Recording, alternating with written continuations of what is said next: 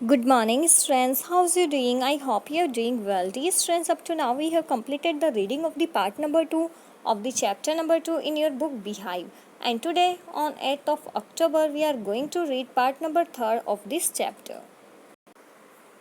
6 paragraph की कुछ lines हमने रीड कर ली थी, बट हम आज इसको फिर से स्टार्ट करेंगे. It is intriguing to watch Evelyn function so effortlessly without hearing. अब डियर स्टूडेंट्स यहाँ पे इंट्रीगिंग दिया हुआ है जिसका मीन्स होता है सरप्राइजिंग. ओके, तो श्रवण शक्ति के बिना एवलिन को बिना प्रयास किए संगीत बजाते हुए देखना काफ़ी सरप्राइजिंग था. ओके, या सरप्राइजिंग है. In our 2 hour discussion she never missed a word. उसने हमारे 2 घंटे के विचार विमर्श में एक भी शब्द अनसुना नहीं किया. Man with bushy beards give me trouble, she laughed. वो हंसते हुए बोलती है कि वो मैन जिनकी झाड़ीदार दाढ़ी होती है उनसे मुझे थोड़ी कठिनाई होती है. ओके डियर स्टूडेंट्स, यहाँ पे आप एवलिन की पिक्चर देख सकते हैं. ये एवलिन है. आगे लिखा हुआ है it is not just watching the lips, it is the whole face, specially the eyes. She speaks flawlessly with a Scottish lilt. यहाँ पे जो लिल्ट है, लिल्ट मीन्स होता है बोलने का ढंग. Okay, a way of talking. उसने हंसते हुए कहा कि केवल होठों को ही देखना संगीत नहीं होता है, बल्कि सारा चेहरा देखना होता है, विशेषकर आंखों को देखना होता है. ओके, वो स्कॉटलैंड के बोलने के ढंग से बिना कोई मिस्टेक किए ऐसा बोलती है. फिर क्या बोलती है आगे? My speech is clear because I could hear till I was 11. कि मेरी जो लैंग्वेज है वो क्लियर है बिकॉज मैं 11 ईयर तक सुन सकती थी. But that does not explain how she manage to learn French and master basic Japanese. परंतु इससे बात स्पष्ट नहीं होती थी कि उसने फ्रांस की जो लैंग्वेज थी फ्रेंच और साथ ही में जो जापानी लैंग्वेज है वो बोलना कैसे सीखा. As for music she explained. जहाँ तक संगीत की बात है वो एक्सप्लेन करते हुए कहती है it pores in through every part of my body. ये मेरे बॉडी के हर पार्ट में समाया हुआ है या प्रवेश करता है. It टिंगल्स in the skin. ये मेरी स्किन में क्या करता है? टिंगल करता है, मीन्स की सनसनाहट पैदा करता है. माई चिक बोन्स, मेरी चिक बोन में जो है सनसनाहट पैदा करता है. इवन इन माई हेयर, केवल मेरी चिकबोन और स्किन में ही नहीं बल्कि मेरे हेयर में भी सनसनाहट पैदा करता है.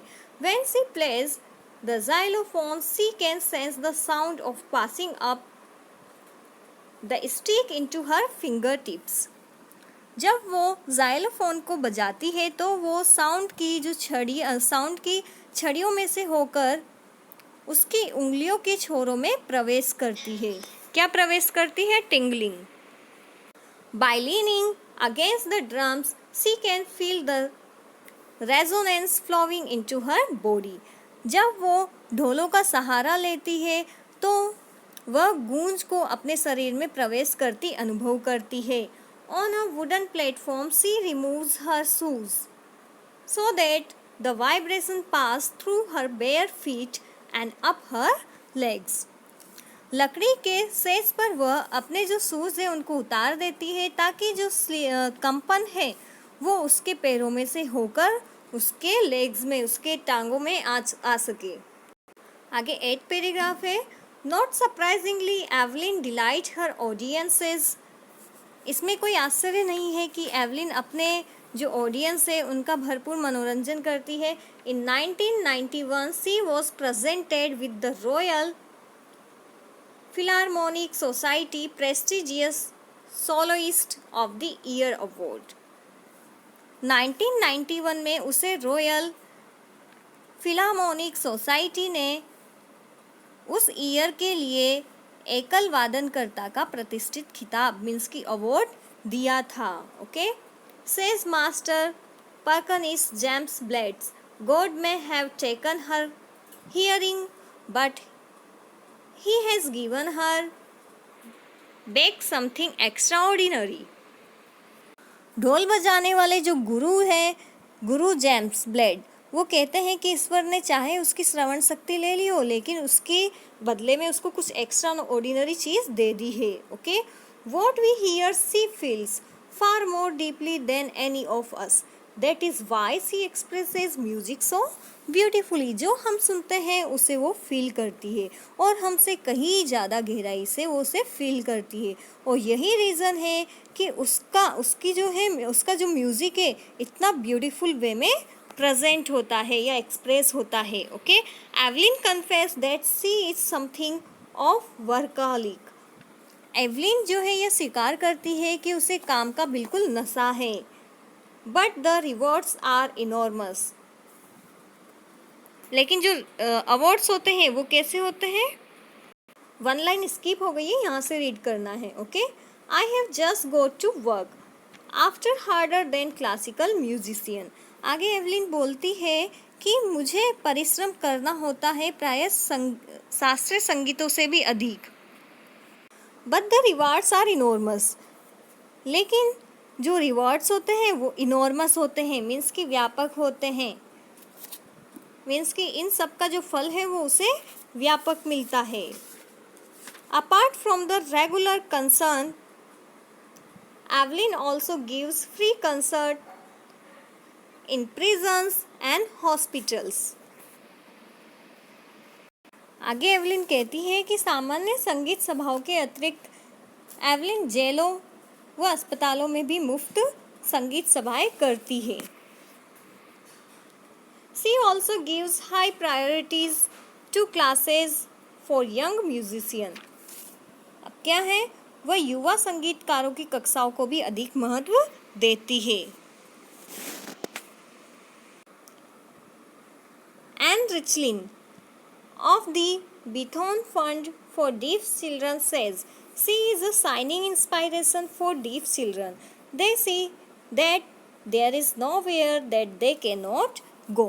Beethoven Fund for Deaf Children की जो एन रिचलिन है वो कहती है कि वह बहरे जो बच्चे होते हैं डीफ स्टूडेंट्स उनके लिए उज्जवल प्रेरणा है एक तरीके से, है ना. उसको देख के वो सब स्टूडेंट्स सीखते हैं. वे देखते हैं कि कोई ऐसा स्थान नहीं है जिसे वे प्राप्त नहीं कर सकते हैं. उनको इस एवलिन को देख के करेजमेंट मिलता है. Evelyn Glennie has already accomplished more than most people twice her age. Evelyn Glennie अपनी आयु से डबल आयु वाले जो लोग हैं उनसे पहले ही अधिक सफलता प्राप्त कर चुकी है. She has brought percussion to the front of the orchestra. उसने ताल वादन को ऑर्केस्ट्रा के अग्रणी स्थान दिया है. And demonstrated that it can be very moving.